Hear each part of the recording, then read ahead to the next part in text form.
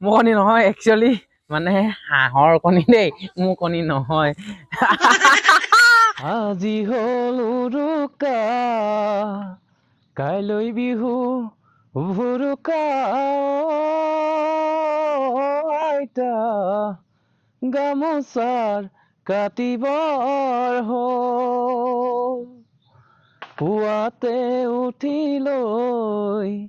গৰু গাই ধুৱাম গৈ আইতা তুমি দিয়া বিহুৱান লৈ তুমি দিয়া বিহুৱান লৈ। নমস্কাৰ বন্ধু বান্ধৱীসকল সকলোকে সুপ্ৰভাত জনাইছো ৰঙালী বিহু শুভেচ্ছা জ্ঞাপন কৰিছো। বৰ্তমান আহিছো মাখিয়তী কাটিবলৈ মাখিয়তী দীঘলতি তো এখন দেখিছে কটাৰী আৰু এতিয়া মাখিয়তী হৈছে মাখিয়তী গছ আৰু এয়া মাখিয়তী আমি মাখিয়তী দীঘলতি সকলোবোৰ আজি যেতুকে উৰুকা সেয়েহে আমি মাখিয়তী পাত কাটিবলৈ আহিছো আৰু আপোনালোকক সম্পূৰ্ণ দেখুৱাই থাকিম ভিডিঅ'টো কোনো স্কিপ নোকোৱাকৈ চাই থাকিব প্ৰথম পৰা শেষলৈকে আৰু যিসকলে নতুনকৈ মোৰ চেনেলটো ভিজিট কৰিছে প্লিজ ছাবস্ক্ৰাইব কৰিব আৰু ফেচবুকত যিসকলে চাইছে প্লিজ ফ'ল' কৰিব শ্বেয়াৰ কৰিব তেতিয়াহ'লে আহকচোন ভিডিঅ'টোৰ মাজলৈ আগবাঢ়ি যাওঁ।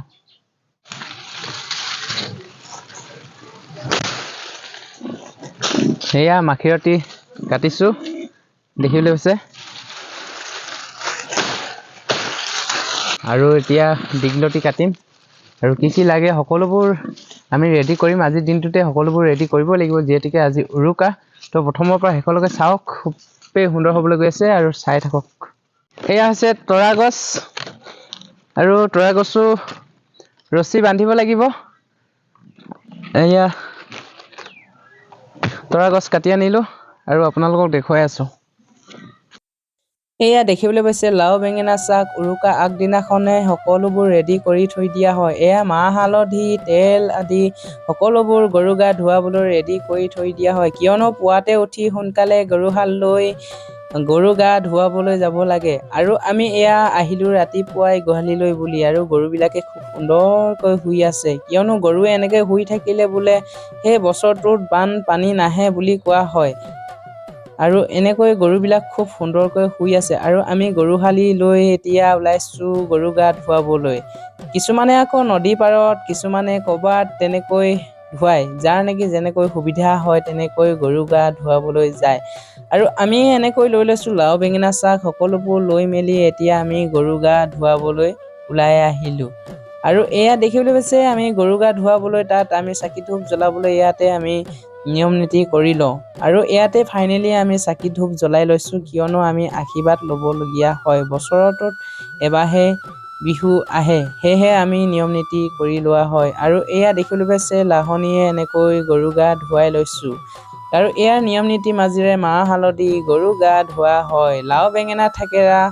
সকলোবোৰ গৰু গাত মৰা হয় লাও খা বেঙেনা খা বছৰে বছৰে বাঢ়ি যা মায়ে সৰু বাপেৰে সৰু তই হবি বলদ গৰু এনেকৈ বুলি কৈ গৰু গা ধোৱা হয় আমাৰ অসমীয়া সমাজত আৰু গৰু বিহুৰ দিনাখন বহুতো নিয়ম নীতি থাকে নিয়ম নীতিৰ মাজেৰে সকলোবোৰ কৰা হয় আৰু গৰু গোহালিত গৰুক বন্ধা টাইমত তৰা ৰছীৰে গৰু পিন্ধাই দিয়া হয়। আমি প্ৰতিটো বছৰে চাহ জলপান খোৱাৰ আগত আমাৰ চৌকাঘৰত কিছুমান নিয়ম নীতি কৰা হয় এনেকৈ চাকি বন্তি ধূপ বন্তি আৰু জা জলপান আমাৰ ঘৰৰ মৃতকলৈ দিয়া হয় তাৰপিছতে আমি জা জলপান খাওঁ আৰু প্ৰথম দিনাখনে আমি মা দেউতা সেয়া শুশ্ৰূষা জনাওঁ যিহেতুকে গৰু বিহু হ'লেও আমি প্ৰথম দিনাখনে নিয়ম নীতিবোৰ কৰোঁ আৰু বিশেষকৈ কালিলৈ হয় একচুৱেলি নিয়মবোৰ আমি প্ৰথমটো বিহুৰ দিনাখনে আমি আমাৰ ঘৰত পৰিয়ালটো আমাৰ নিয়ম নীতিবোৰ আজিয়ে কৰোঁ আমাৰ নিয়ম নীতিবোৰ এনেকৈ কৰি যাওঁ প্ৰতি বছৰে পালন কৰোঁ প্ৰথমটো বিহুটো এনেকৈ তো আপোনালোকে চাই গৈ থাকক আমাৰ নিয়ম নীতি কিছু আজি গৰু বিহুৰ দিনাখন যোৱাকালি উৰুকাৰ পৰা আজি গৰু বিহুলৈকে যিমানখিনি নিয়ম নীতি হয় আপোনালোকক মোৰ এই ভিডিঅ'টোৰ জৰিয়তে আপোনালোকক দেখাবলৈ চেষ্টা কৰিম আপোনালোকে কণ্টিনিউ ভিডিঅ'টো স্কিপ নোকোৱাকৈ চাই গৈ থাকক। এয়া যিহেতুকে আজি প্ৰথম বিহু গৰু বিহু মা দেউতা আশীৰ্বাদ ল'বলৈ কাৰণে এয়া এখন ধুতি আৰু এটা গেঞ্জি আৰু অতিকৈ চেনেহৰ গামোচা এয়া আৰু মাৰ কাৰণে এখন কি আছিলে এখন মেখেলা আৰু চাদৰ তামোল পাণ দি আমি এয়া আহ্বান সদায় প্ৰতি বছৰে প্ৰথমটো বিহুত আমি এনেকৈ নিয়ম নীতি কৰোঁ কিন্তু আমাৰ ঘৰখনত প্ৰতি বছৰে প্ৰথমটো বিহুতে আমি এনেকৈ নিয়ম নীতি মাজেৰে চলাই যাওঁ নিয়মবোৰ ইয়াত দেখিবলৈ পাইছে যিহেতুকে মা দেউতা হয় প্ৰথম ভগৱান সেয়েহে আমি প্ৰথমে আগমান কৰি লৈছোঁ এনেকৈ সজাই লৈছোঁ সকলোখিনি আৰু ইয়াতে হ'ল আমি মা দেউতা এনেকৈ চৰণ ধৰা হৈছে আৰু আপোনালোকক দেখুৱাই দিছোঁ যিহেতুকে মা দেউতা অলপ অসুস্থ সেয়েহে দেখাবলৈ পৰা নাই দেখুৱাম অলপ পিছত তো আপোনালোকে চাই গৈ থাকক বছৰেকৰ প্ৰথমটো বিহু দিনাখনেই স্বামী আৰু পত্নীৰ মৰম চেনেহবোৰ এনেকুৱা আমাৰ স্বামী আৰু পত্নীৰ মৰম চেনেহবোৰ এনেকৈ কৰা হয় প্ৰতি বছৰে আৰু আমাৰ মৰম চেনেহবোৰ ভৱিষ্যত কাললৈ এনেকৈ মৰম চেনেহ যাতে সদায় হৈ থাকক আৰু আপোনালোকে আশীৰ্বাদ কৰিব যাতে আমাৰ এই মৰমবোৰ সদায় এনেকৈ আমাৰ মাজত জিলিকি থাকক তাৰে আশা কৰিছোঁ আপোনালোকে সকলোৱে মৰম আশীৰ্বাদ কৰিব যাতে আমি এনেকৈ সুখ শান্তিৰে নিজৰ পৰিয়ালৰ লগত থাকিব এয়া কণী যুঁজ আৰম্ভ কৰিবলৈ হৈছে আমাৰ বেটীয়ে সেইফালে আমাৰ বেটা আৰু কণী যুঁজ মানে হেৰি কি বুলি কয় বান্ধৈ তোৰ কণীটো জিকিলে কাৰ কণীটো হাৰিলে বেটা কণী হাৰিলে নেকি বেটা কণী ভাঙিলে বোলে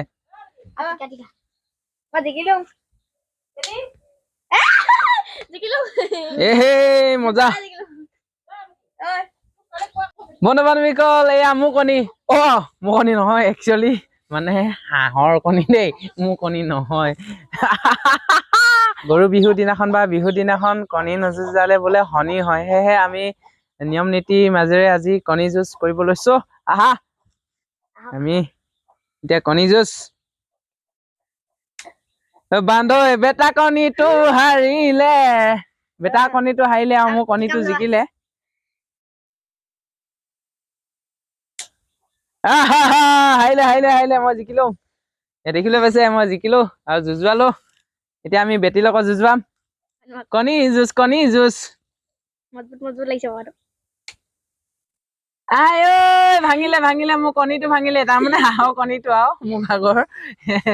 বন্ধু বান্ধৱীসকল বেয়াতে নেভাবিব দেই উল্টিয়া টিকা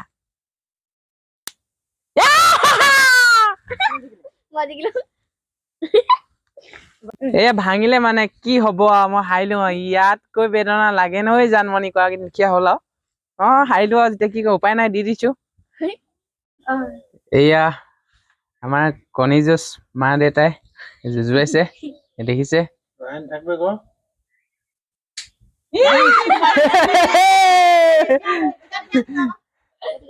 ভাঙি দিব সেইফালে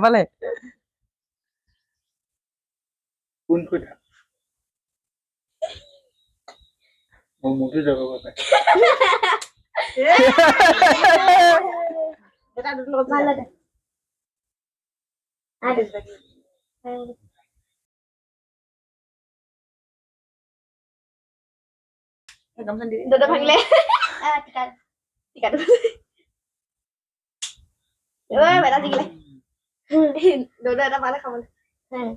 এয়া হৈছে আমাৰ পৰিয়ালটো